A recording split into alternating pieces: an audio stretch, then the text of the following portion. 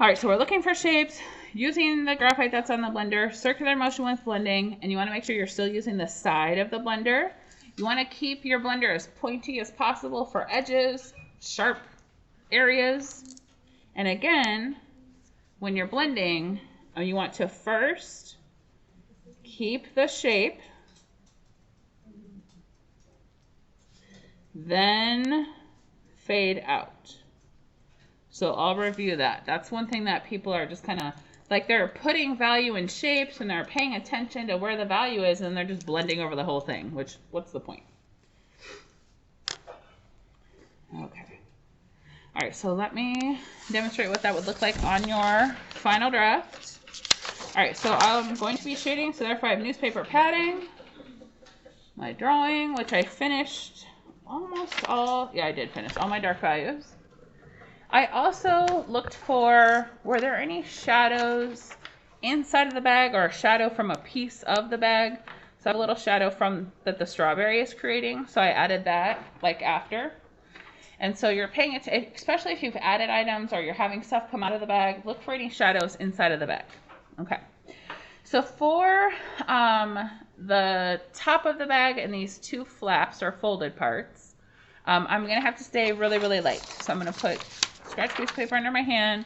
I'm using my 2B pencil and blender. Okay. So you won't have any white areas because your paper bag is light brown. So you shouldn't have any white at all. It's just going to be a really light mid-tone. So remember you're shading in sections. So this morning, this was my section. And I compared like how much lighter or darker is the top of the bag over here. Well, these two pieces looked about the same. But I wanted this piece to look like it's on top of this piece. So therefore I went a little bit darker along the edge. So you're going to have to fake it a little bit. So this is a little bit more obvious in mine. But for instance, this piece is on top of this piece. So therefore the piece that is underneath should be slightly darker. So that's one way to create a little bit of sense of depth, is if it's behind something or if it's further away, it should be slightly darker. So I made sure my edge was nice and neat and clean and I faded down. All right. So remember you're working in just little sections. So this is going to be my next little section. So I'm going to value map what else I see. And if there's a new wrinkle, you're going to draw it in there. So I have a piece like a shape and another just wrinkle right there. And then a little bit along the edge, like a darker part.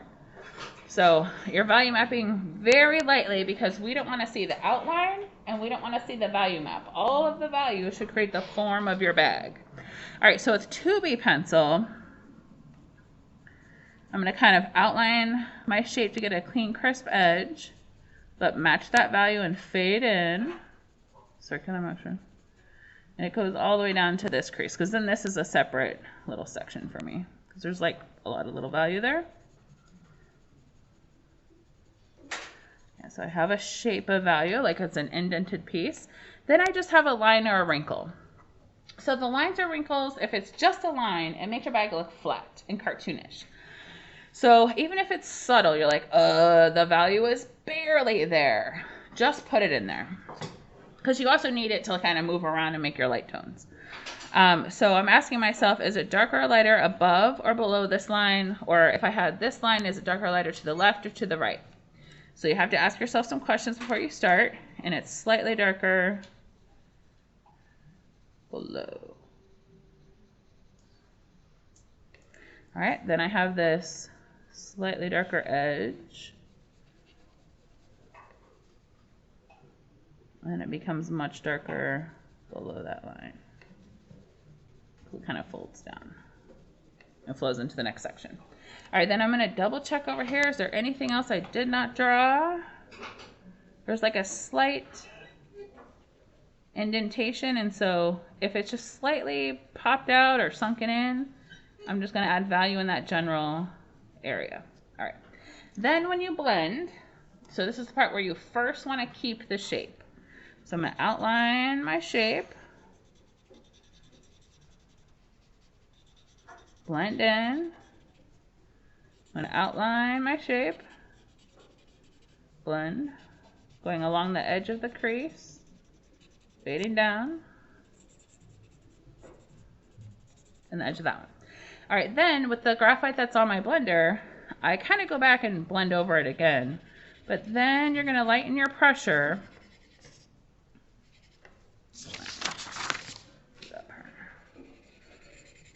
And you're going to create the really light tones, most likely on the side of your bag or the top of your bag, obviously because the lights are coming from above. And so notice how I don't have like a dark outline along here, because it's where the two values like come together and touch or meet. Then that creates the form. It creates a line for your eye. Okay, so if you're blending and you're like, meh, it still looks a little bit liney or it needs to be slightly darker, what you can do, I'm just going to use our note sheet, you can create a little puddle of graphite. So this is just my 2B using the side of the graphite. Okay. So if your blender is not very dirty, or you've been using the tip of the blender and you need to use the side of the blender, then you can dip your blender, kind of swirl it around, like twist the blender. Pick up some graphite. And then if there are kind of some subtle areas, like along this edge, and then I'm going to fade up a little bit. So instead of, if it's really subtle, like it's barely there, then you might be able to kind of dip your graphite into a little puddle, and you're almost like painting with graphite in a way. All right, so I'm going to fade it out a little bit for my next section. So I had this section here, and then this little section is another part. Then I'd probably do this as a section because I have this major wrinkle to guide me. And then I would do this part as a section as well. All right. So you really do want to compare how much lighter is the top compared to the side. And so if you're not quite sure, remember you can go back to your value scale. I kind of bend this a little bit and hold this part up to your bag to help you determine, like, is the side this dark? Is the top this light? Or is the top this light?